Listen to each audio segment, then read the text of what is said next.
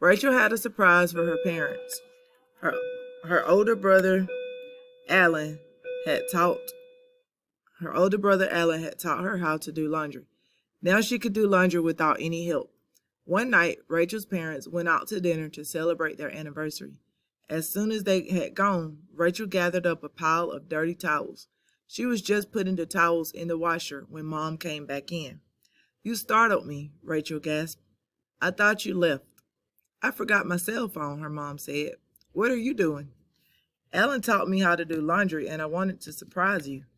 "You sure surprised me. What a fabulous anniversary gift," her mom said.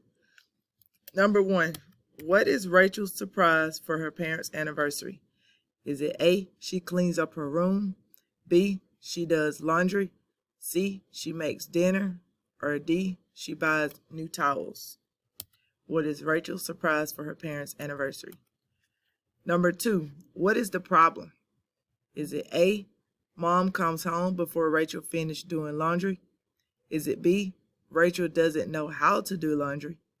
C, Rachel can't think of how to surprise her parents? Or D, Mom doesn't want Rachel to do laundry? Number three, what is the root word in gathered? Is it A,